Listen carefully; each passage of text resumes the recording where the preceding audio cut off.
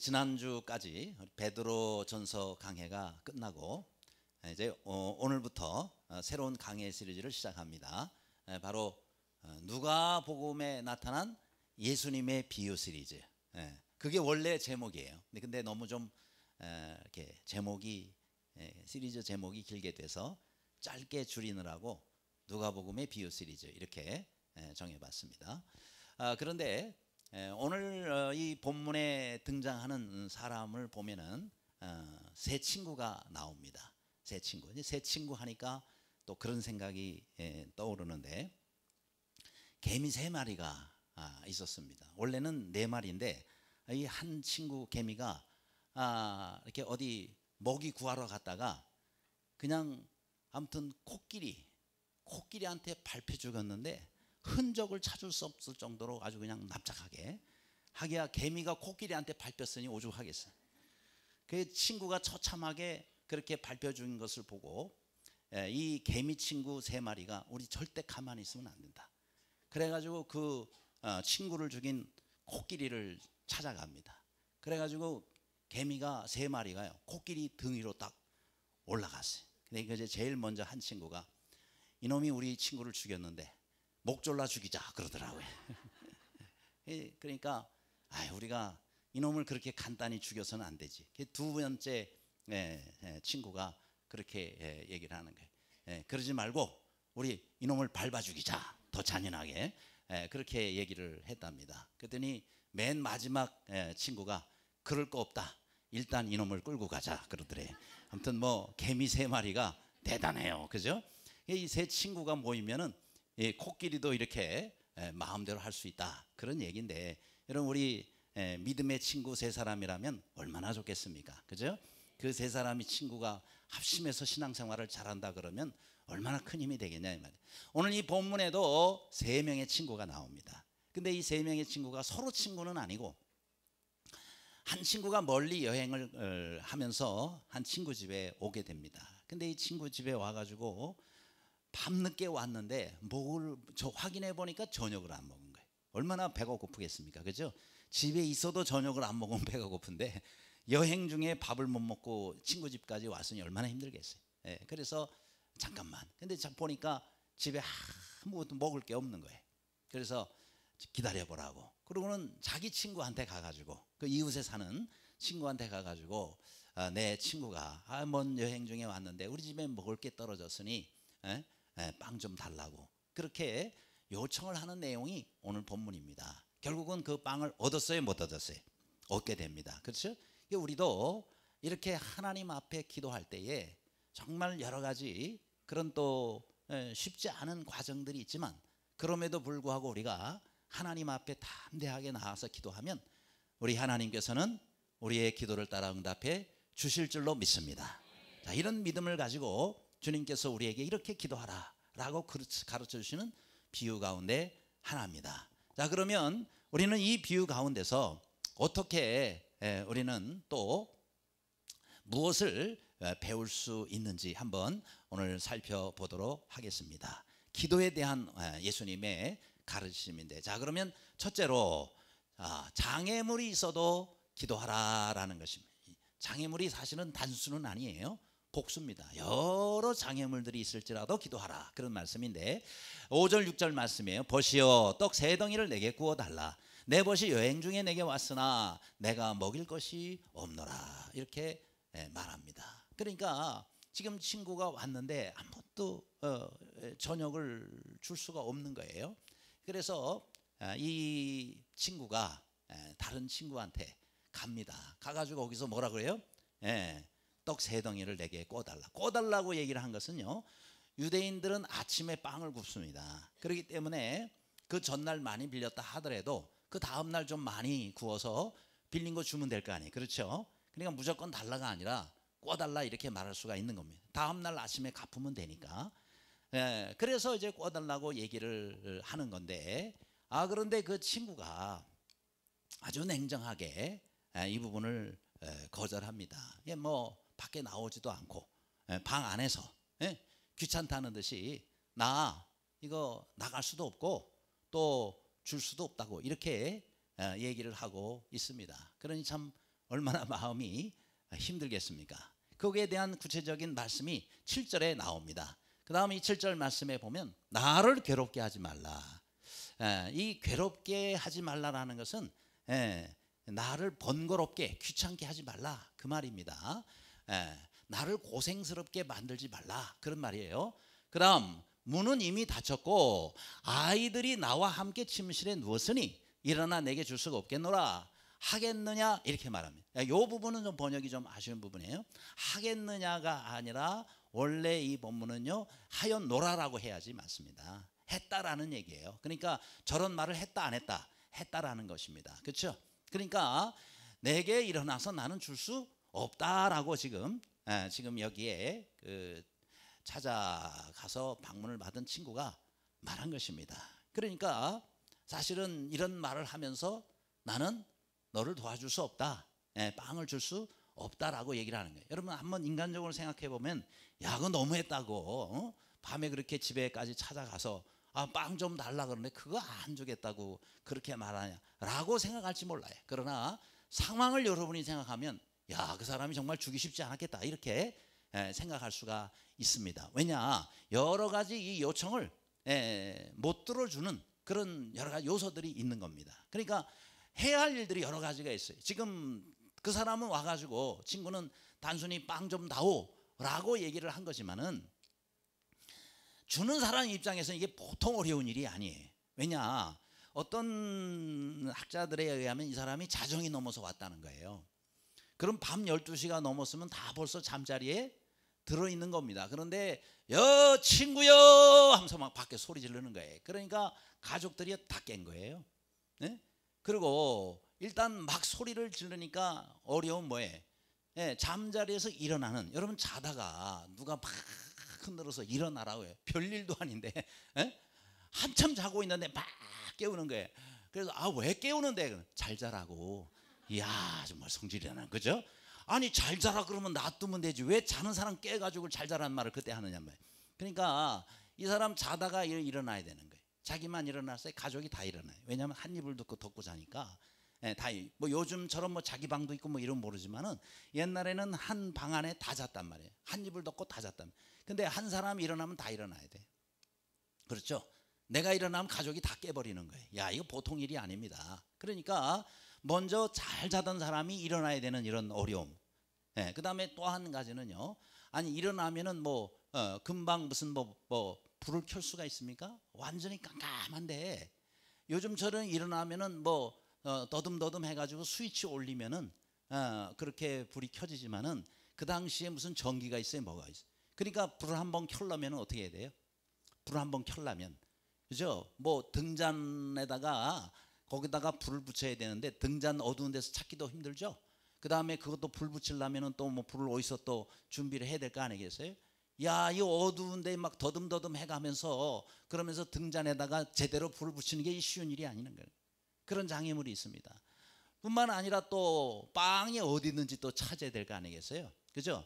아내 같으면 빵이 어디 이렇게 금방 알겠지만은 아니 남자가 도대체 이게 빵이 지금서 어디 있더라 하면서 그 빵을 또 어두운 데 찾아다녀야 되는 거예요.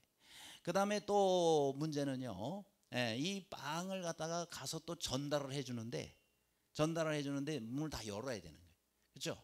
굳게 잠근 이 문을 또 가가지고 어렵게 또 풀고 뭐 해가지고 열어서 그렇게 해서 갖다 줘야 되는 여러 가지의 문제가 장애물이 이 사람이 빵 달라고 할 때에 장애물로 나타나는 거예요.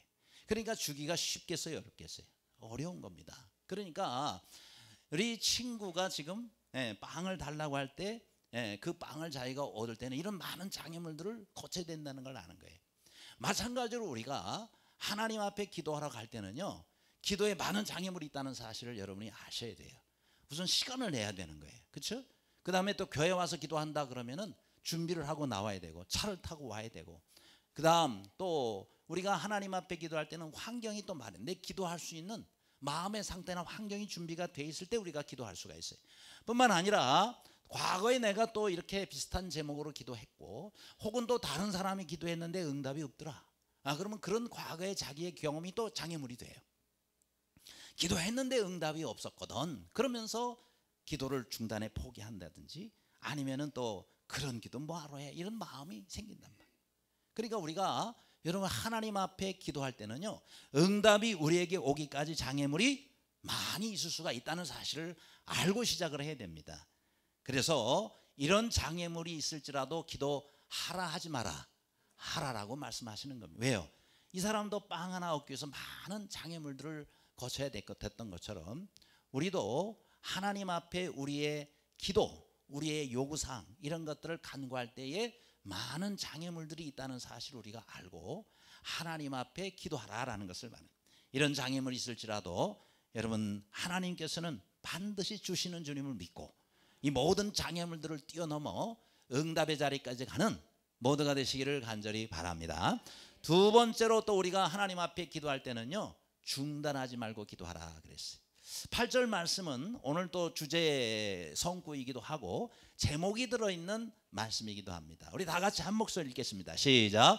비록 보됨으로 인하여는 일어나서 주지 아니할지라도 그 간청함을 인하여 일어나 그 요구대로 주리라. 아멘. 오늘 제목이 그 요구대로 주리라예요. 이 말씀을 제목으로 삼은 겁니다. 그러니까 지금 친구를 찾아가서 빵을 달라 그랬는데 친구 때문이라는 이유로는 일어나서 안 준단 말이에요. 그렇죠? 친구 사이에도 예의가 있어야 되잖아요. 이 한밤중에 도대체 뭐 하자는 짓이냐 이 말. 그런데 보됨으로 인하여는 주지 아니할지라도 뭐 때문에 줄 수 있다는 거예요? 그 간청함을 인하여. 과거에 우리의 개역 한글성에는 저 부분이 강청이라고 나옵니다. 강청이라고 나오는데 지금 우리는 간청함으로 인하여 이렇게 나오고 있습니다. 그러니까 이 사람이 가가지고요 간청하는 거예요. 이건 뭐예요? 언제까지 그러면 계속 소리를 지르고 달라 그러는 거예요. 빵을 줄 때까지. 아마 밤새 안 주면 밤새 소리 지를걸요. 그러니까 우리가 이렇게 기도하고 간구할 때까지는 우리가 언제까지 그럼 기도하란 말이냐? 하나님이 응답을 주실 때까지 우리가 포기하지 말고 하나님 앞에 간구하며 기도하라라는 것을 우리에게 말씀해 주시고 있는 겁니다. 그러니까 우리가 기도할 때 왜 응답이 없느냐? 우리가 먼저 포기를 해버려요. 하나님은 주시겠다고 약속을 하셨는데도 불구하고 우리가 먼저 포기를 해버리기 때문에 우리가 많은 기도를 드리지만 응답받지 못하고 끝나는 겁니다. 그러니까 주님의 말씀은 너에게 응답이 될 때까지, 하나님께서 우리에게 간구하는 기도의 제목을 들어 주실 때까지 하나님께 기도하시기를 간절히 바랍니다. 자, 그래서 아까 이 간청함이라는 거, 이 간청 신약 성경 전체에서요 딱 여기만 쓰였어요. 그러니까 이 단어는 매우 독특한 단어입니다. 매우 독특한 단어예요. 그러니까 하나님께서 이런 표현까지 우리에게 쓰라고 한 것은 그만큼 하나님께서 우리가 하나님께 기도할 때에 반드시 주시겠다는 그런 약속의 말씀이기도 합니다. 자, 그러면 이 간청함이라는 것은 도대체 무슨 뜻이냐? 가까이 좀 더 확대를 시켜주시면, 먼저는 부끄러움이 없다 그런 뜻이에요. 그러니까 간청함으로 하나님께 기도하라는 것은 하나님 앞에 기도하면서 부끄럽게 생각하지 말아요. 아유, 내가 벼룩이도 낯짝이지, 내가 무슨 하나님 앞에 뭐 잘한 게 있다고, 하나님 앞에 내가 뭐 잘 섬긴 게 있다고, 내가 하나님 앞에 가서 이런 것까지 내가 구할 수 있어? 라고 생각하지 말라라는 거예요. 심지어 어떻게까지? 뻔뻔한 자세를 가져라. 그렇잖아요. 자격도 안 되는 사람이 와서 주셔 그럴 때는 웬만큼 뻔뻔한 자세를 갖지 않으면 어렵다는 거예요. 근데 심지어 우리가 하나님 앞에 기도할 때는 이런 자세까지 가져라 이 말이에요. 은혜의 보좌 앞에 마지못해 나가지 말고 담대하게 나가라, 주님께서 말씀하시는 겁니다. 아무쪼록 여러분, 우리 하나님께서는 우리에게 이런 자세까지 가져라 라고 말씀하시는 것은요, 하나님 앞에 나오기를 여러분이 부끄러워하거나 그 다음에 머뭇거리지 말고 담대한 마음을 가지고 주님 앞에 기도의 제목을 가지고 나가라 라고 말씀하고 있는 겁니다. 그렇게 주님 앞에 담대하게 나아가시기를 주님의 이름으로 축원합니다. 그런데 우리가 하나님 앞에 한 가지 오해하는 부분들이 있어요. 그것이 뭐냐?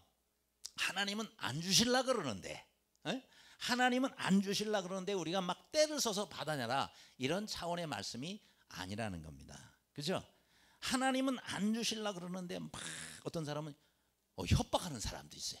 어떻게 협박? 하나님 안 주시면 말이죠, 저 확 죽어버릴 거예요, 막 이런다든지. 어떤 사람은 추운 겨울에 막 눈 밖으로 나가가지고 옷을 홀딱 벗고는 하나님 주실 거예요, 안 주실 거예요, 막 나 얼어 죽어버릴래, 막 이러면서 기도하면 돼요, 안 돼요?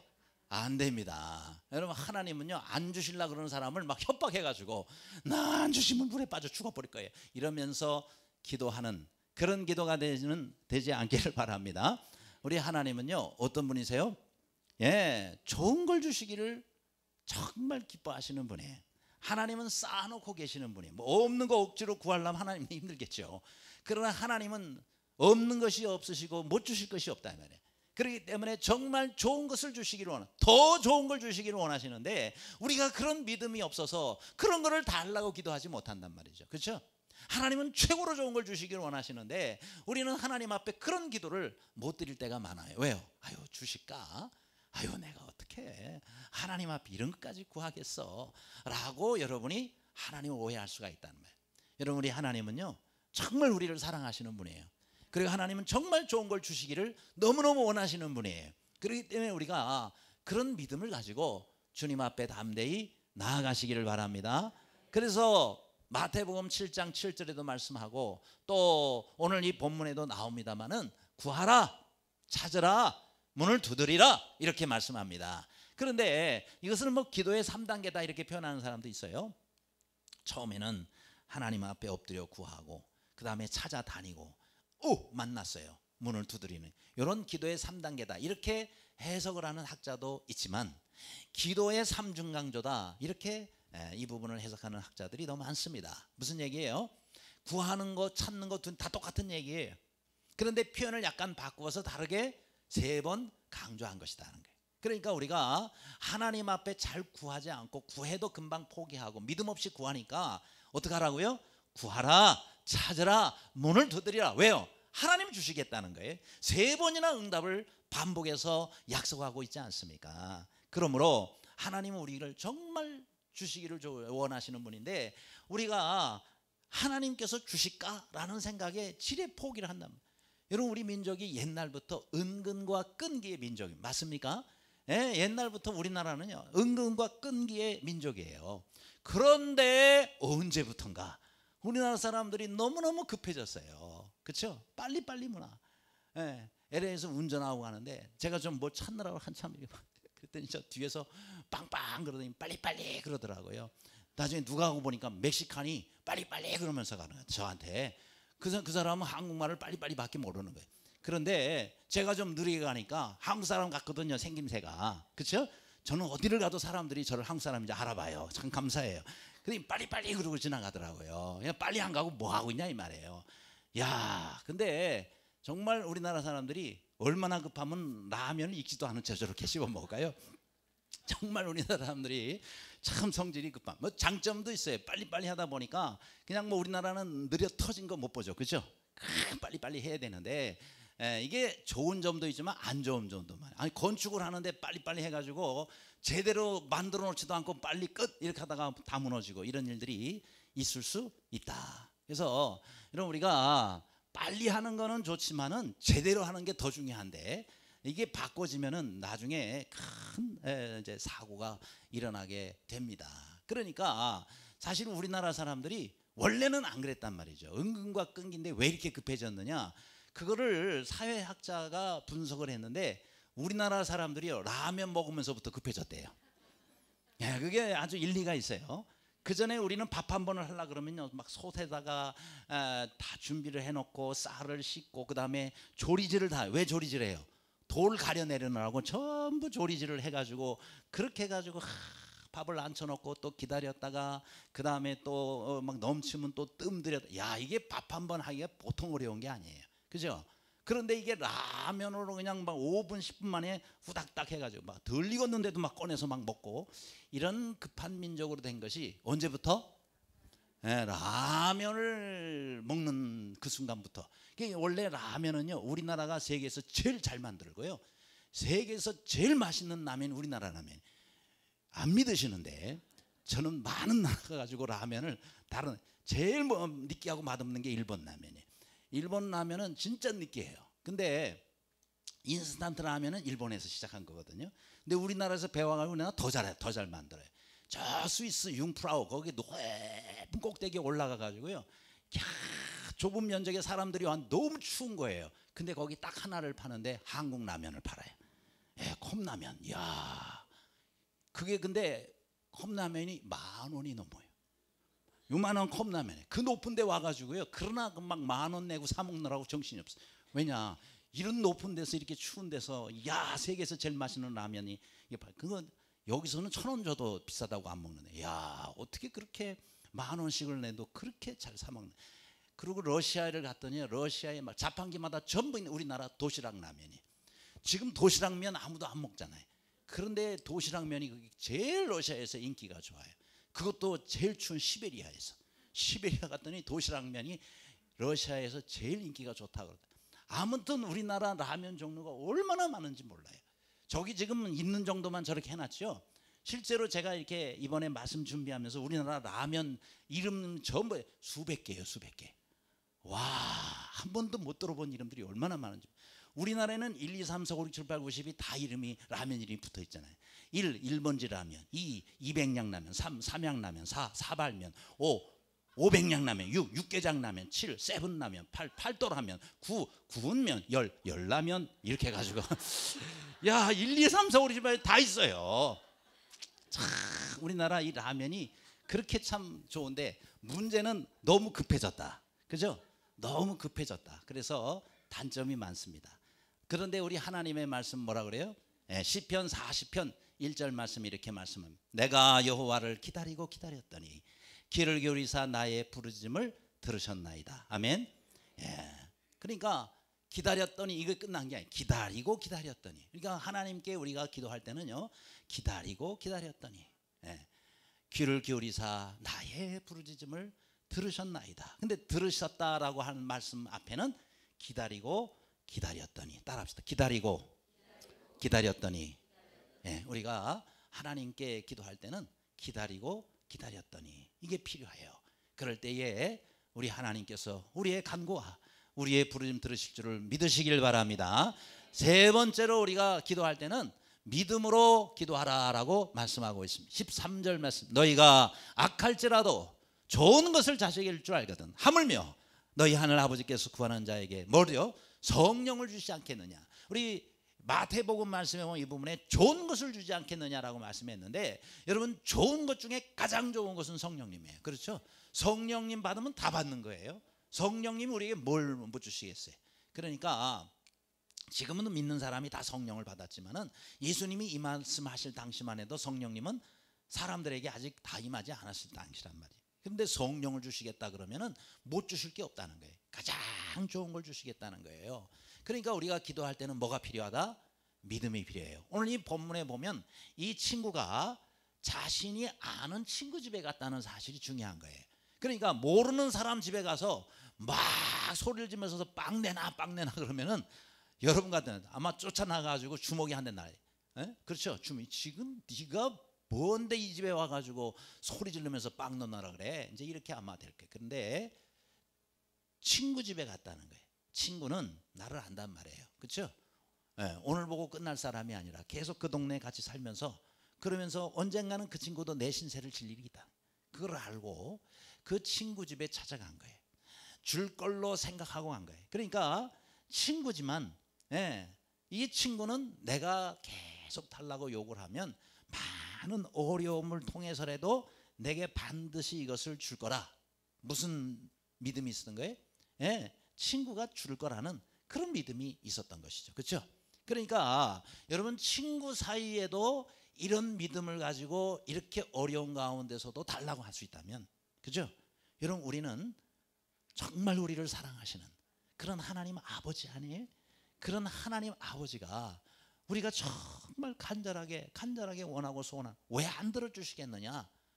우리의 믿음이 없음을 오늘 이 본문은 지적하고 있는 겁니다. 친구 사이에도 주는데 우리를 그렇게 사랑하시는 모든 것을 가지신 하나님께서 우리가 정말 하나님 앞에 나아갈 때에 이런 믿음으로 나아가면 왜 안 주시겠느냐라는 것을 우리에게 가르쳐 주시고 있는 겁니다. 이런 믿음을 가지시기를 바랍니다. 이런 믿음을 하나님께서 우리에게 찾으시는 거예요. 한 두 친구가 있었어요. 이 두 친구가 한 가지 공통점이 있어요. 그건 뭐냐? 둘이 화가지망생이에요. 그림을 그려서 앞으로 좋은 화가가 되고 싶어하는 그런 소원을 가지고 있어요. 근데 또 한 가지 공통점이 있었어요. 그게 뭐냐? 너무너무 둘이 가난하다는 거예요. 그러니까 대학을 갈 수가 없어요. 왜요? 등록금, 비싼 등록금 내면서 이거를 공부해야 되니까. 그래서 서로 화가지망생에다가 서로 너무 가난하니까 한 친구가 제안해요. 여보게, 우리 둘 다 대학도 못 가고 공부하고 싶은 이 그림 공부도 못 하는데 우리 이렇게 한번 해보지. 자네가 먼저 공부를 하라고. 그리고 내가 나가서 일을 해가지고 돈을 보내줄게. 자네 학비를 내가 마련해 줄게. 그렇게 해서 자네가 공부 끝나면 이제 자네가 돈 벌어서 나 공부하는 거 좀 뒷발이 좀 해줘. 그럼 나도 공부할 수 있잖아. 야, 그거 괜찮죠, 그죠? 서로 간에 이렇게 시간차는 있지만 도와주면서, 그러면서 한 사람이 해서 두 사람이 같이 그림을 전공할 수 있도록 이렇게 말을 한 거예요. 친구가 듣더니 그거 참 좋은 생각이네. 그러면 미안하지만은 자네가 먼저 일하고 내가 나중에 돈 벌면 자네에게 그렇게 해줄게. 그렇게 이제 약속을 하고는 이 친구는 대학에 들어가서 열심히 그림을 공부를 합니다. 한 친구는 이제 식당에 가서 열심히 이제 일을 하는 거예요. 그래서 이제 매달 돈을 보내줘서 드디어 이 도움을 받는 친구는 그 친구 덕분에 이렇게 그림 공부를 마치고, 그리고 열심히 그림을 그리면서, 그러면서 드디어 이 작품이 이제 팔려나가기 시작하는 거예요. 그래서 이제 돈을 보니까 이제는 내가 이제 이 공부를 마쳤으니 이제 그 친구를 도와줘야지 하고 이제 그 친구가 일하는 그런 식당으로 갔는데, 마침 그 시간에 이 친구가 손을 다 이렇게 모으고는 하나님 앞에 기도하는 거예요. 하나님, 정말 너무 감사합니다. 제가 이렇게 돈을 벌어서 그 친구한테 보내줘서 그 친구가 이제 대학을 드디어 졸업을 하게 됐습니다. 하나님, 이제 그 친구가 나를 도와줄 차례가 됐는데, 하나님, 제가 식당 일을 너무 열심히 하느라고 내 손이 다 망가져 버렸습니다. 그래서 더 이상 그림을 그릴 수 없을 정도의 손 상태가 된 거예요. 그림 전공을 이제 자기는 못하게 된 거예요. 그러면서 뭐라고 기도하냐? 하나님, 나는 이 손이 이렇게 망가져서 그림을 그릴 수 없지만 하나님 사랑하는 그 친구가 그림을 더 잘 그리게 되어서 앞으로 훌륭한 화가가 되어서 하나님께 영광을 돌리는 그런 친구가 되게 해 주시옵소서. 이렇게 간절히 손을 모으고 기도하는 광경을 이 친구가 보게 된 거예요. 왜요? 이제부터 네 차례 하고 그러고 말하려고 갔다가 기도하는 그 모습을 보고 너무너무 감동을 받고 그랬습니다. 그래서 얼른 기도하는 그 손에 그 친구의 손을 스케치를 하면서 그림을 그린 것이 바로 이 기도하는 손이라는 엘버트 듀러의 기도의 손입니다. 이 그림 많이 보셨죠? 이게 바로 그 친구의 그 기도하는 손을 그렸던 바로 그 그림입니다. 그래요, 여러분, 이렇게 서로 간에 도우면서 하지만 한 친구는 결국 그림 공부를 하지 못하게 되죠. 바로 한 친구의 희생 때문에 그렇게 된 것이 아니겠습니까? 여러분, 하나님은 정말 우리를 사랑하시고 우리를 위해서 무엇이든지 주실 수 있는 분이에요. 그 주님을 의지하고 그 주님이 여러분 친구도 이렇게까지 해주는데, 여러분, 하나님 아버지가 나를 도우시면 얼마든지 우리가 될 수 있잖아요. 이런 믿음을 가지고 끝까지 주님 앞에 기도하며 기도를 포기하지 않는 모두가 되시기를 간절히 바랍니다. 그래요, 우리의 사람의 관계에 있어서도 이렇게 모든 우리의 간구와 기도에는요 예의가 있어야 돼요. 그렇죠? 우리가 뭐 하나님 앞에 맡겨놓은 거 달라 그러는 것처럼 왜 안 주세요 막 이렇게 해가지고는 안 되는 거예요. 여러분, 우리가 하나님도 인격이시란 말이에요. 하나님께 기도할 때는 하나님께 예의를 갖춰 기도하시기를 바랍니다. 그렇잖아요. 죄송한 걸 알아야죠. 죄송하고 감사한 걸 알아야죠. 그러니까 인간관계에서도요 예의를 무시하면은 부부 사이도 예의가 필요하다는데, 이 예의를 무시를 하면은 관계가 깨지는 겁니다. 이 꼬마가 우리 경찰관 아가씨입니까? 이렇게 인사를 하니까 뭐 얼른 숙여가지고 또 인사를 받잖아요. 얼마나 참 예뻐요. 그렇죠? 우리 사람에도요 이런 예의가 필요합니다. 특별히 여러분 창세기 18장에 보면 아브라함이 나와요. 이 아브라함이 하나님 앞에 중보하며 기도합니다. 그 기도의 제목이 뭐죠? 바로 소돔과 고모라 성을 하나님께서 찾는 의인 열이 없어서, 그래서 그 성을 멸망시키잖아요. 불과 여왕으로 하나님께서 멸망시키잖아요. 동성애로 물들은 바로 그 소돔과 고모라 성을 하나님이 불로써 멸망시키기 직전에 아브라함이 하나님 앞에 기도합니다. 어떻게 기도해요? 그 기도할 내용을 잘 살펴보면은 이 아브라함이요 6번이나 하나님께 같은 내용의 기도를 반복을 할 때에 정말 예의를 갖춰서 합니다. 그래서 기도하는 사람 이런 자세가 필요해요. 한번 그 다음 말씀 볼까요? 27절에 18장 27절에 나는 티끌이나 재와 같사오나. 얼마나 하나님 앞에 자신을 겸손하게 낮춥니까? 티끌이 뭐예요? 나는 이 땅의 이 더러운 흙이나 아니면은 마지막 남은 아무 쓸모없는 재와 같은 존재라, 아무것도 아닌 그런 존재인데 하나님 앞에 제가 이런 기도를 드리옵나이다. 얼마나 겸손한 기도에, 또 30절에 보니까 또 하나님 앞에 살려달라고 이 소돔과 고모라 성인 거기 성에 롯이 살고 있잖아요. 조카 롯. 그래서 이 성을 멸하지 말아달라고 기도할 때 노하지 마옵시고 저로 말씀하게 하옵소서. 반복해서 얘기를 하니. 그 다음 32절에는 주는 노하지 마옵소서. 내가 이번만 더 아뢰리이다. 어떤 걸 우리가 느낄 수 있죠? 아브라함도 하나님 앞에 기도할 때는 이런 예의가 있었단 말이죠. 그렇죠? 우리가 하나님 앞에 기도할 때에 이런 예의를 갖춰야 된다. 무슨 예의요? 믿음은 있어야 돼요. 어떤 사람은 너무 예의를 갖춘 나머지 하나님이 내 기도까지 들으시려면 얼마나 힘드시겠나. 그러면서 아예 기도조차 포기해버리고 또 중단해버리는 사람이 있습니다. 그건 믿음이 없는 행위지 하나님 기뻐하시지 않으세요. 우리가 믿음으로 구하면서 뭐가 있어야 된다? 예의를 갖춰서 하나님 앞에 기도하시기를 바랍니다. 그럴 때 하나님께서 우리의 마음과 우리의 기도 제목을 다 받으시고 하나님께서 하나님의 때에 하나님의 방법으로 응답해 주시는 것입니다. 아무쪼록 주님 앞에 나아가서 간구하는 모든 기도에 이런 응답의 역사가 있기를 간절히 바랍니다. 끝으로 우리가 또 어떻게 기도해야 돼요? 집중하여 기도하라 라고 말씀합니다. 9절에 내가 또 너에게 이르노니 구하라 그러면 너에게 주실 것이요 라고 말씀하고 있는 부분입니다.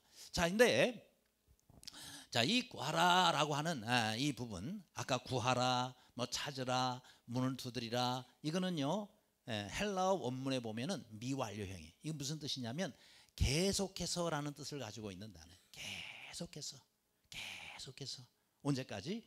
주실 때까지. 근데 우리가 하나님 앞에 기도할 때는 바로 이런 그 기도의 제목들을 가지고 우리가 집중해서 기도하는 그런 시간들이 필요합니다. 그래서 어떤 때는 단기간, 그죠? 어떤 때는 또 한 가지 기도의 제목을 가지고 하나님 앞에 집중하여 기도하시기를 바랍니다. 여기 나오잖아요. 응답받는 기도는 집중하는 기도다 그랬어요. 우리가 하나님 앞에 여러분이 정말 중요한 기도의 제목을 가지고 하나님이 꼭 응답해 주시기를 원하실 때는 물론 여러 가지 기도의 제목 가지고도 우리가 기도하지만 특별한 기도에 여러분의 또한 응답을 원하신다 그러면 여러분이 기간을 정해 놓으시면 좋아요. 기간을. 그래서 예를 들어서 일주일 작정, 아니면은 또 한 달 작정, 아니면은 또 뭐 100일 작정, 이렇게 여러분이 집중해서 하나님 앞에 기도하는 것이 굉장히 중요합니다. 왜요? 그래야 우리가 하나님 앞에 더 이 기도를 통해서 가까이 나아갈 수 있기 때문에 그렇다라는 것입니다. 그래서 우리가 많은 기도의 제목을 가지고도 하나님 앞에 기도하지만 특별한 기도의 제목을 가지고는요 구별하여 하나님 앞에 기도하는 거예요. 어떤 때는 또 금식하며 기도할 수도 있죠. 그렇죠?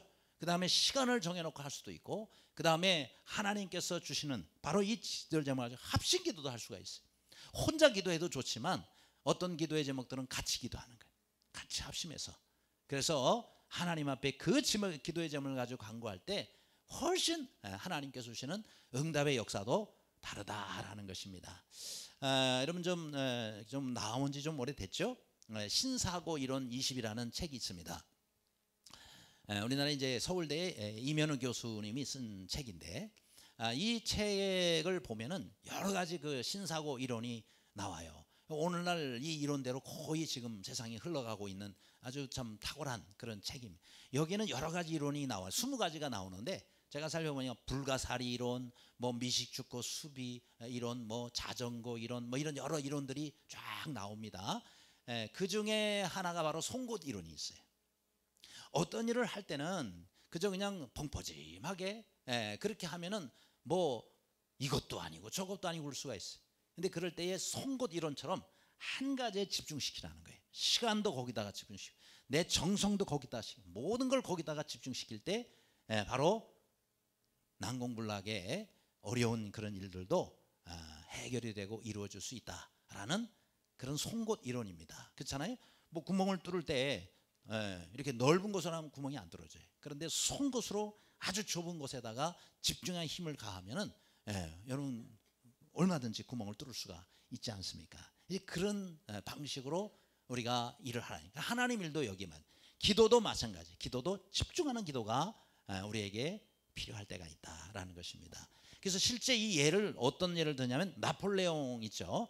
프랑스의 아주 세계적인 명장. 바로 이 나폴레옹이 프로시아와 대항해서 싸울 때 프로시아가 얼마나 아무튼 전투력도 강하고 인원도 많고 강한지 모릅니다. 그런데 훨씬 열세인 바로 이 나폴레옹 군대가 왜 싸울 때마다 이기냐? 이때 나폴레옹이 많이 적용한 게 송곳 이론이에요. 어떻게 했느냐? 예를 들어서 지금 프로시아가 와서 싸우려고 하면 일부러 크게 세 군데로 흩어진답니다. 그러면은 상대방도 또 싸우기 위해서 세 군데로 또 나눈다는 거예요. 근데 이거 거리가 좀 멀어요. 그런데 일부러 흩어지는 거예요. 그렇게 흩어져 놓고는 대치를 하고 있다가 밤이 되잖아요. 밤이 되면은 모든 장치를 그대로 불 같은 거 같은 데 켜놓고 그러고는 이 나폴레옹 군대가요. 예를 들어서 A 지역, B 지역, C 지역으로 나눴다면 전부 A 지역으로 밤에 이동을 해서 한 군데 다 모이는 거예요. 밤새 뛰어가지고 그렇게 해가지고 이 A 지역을 집중해서 밤에 공격을 하는 거예요. 그러니 이쪽은 3분의 1로 나눠져 있고 여기는 다 모여져 가지고 싸우니까 나폴레옹 군대가 여기를 이기는 거예요. 그래서 전쟁에서 선투에서 이기고 그러고 밤새 또 달려가서 제자리에 또 낮에는 딱 서 있어요. 그러니까 야 이상하다. 가만히 있는데 이쪽 박살이 났거든요. 근데 이쪽에서 가만히 있는 게 아니라 밤새 이동해 가지고 이 셋을 모아 가지고 공격을 집중 3분의 1을 공격을 한 거란 말이죠. 그러고는 또 밤새 달려 가지고 다시 원위치로 딱 있으니까 낮에는 그대로 있는 것 같아요. 그대로 있는 것 같은데 저쪽은 박살이 났거든요. 근데 그대로 있네. 그 다음 날은 또 이쪽 B 지역을 향해서 셋이 또 다 모이는 거예요. 모여서 또 집중 공격. 무슨 얘기인지 아시겠죠?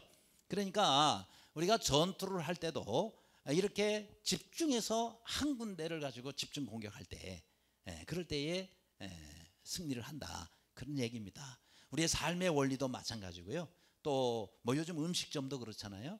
음식점도 집중해서 잘하는 거 집중해서 하는 것이 보다 효과적이다. 전문가들이 얘기를 하는 것처럼 우리가 하나님의 일을 할 때나 기도를 할 때도 집중해서 그 부분을 하나님께 기도하라. 그럴 때 우리 하나님께서는 반드시 우리와 함께 하시며 또 우리의 이 집중을 통해서 우리 하나님의 보다 확실하고 분명한 응답의 역사가 있을 것입니다. 날마다 주님 앞에 드리는 기도마다 응답되는 귀한 역사가 있기를 주님의 이름으로 축원합니다. 기도하겠습니다.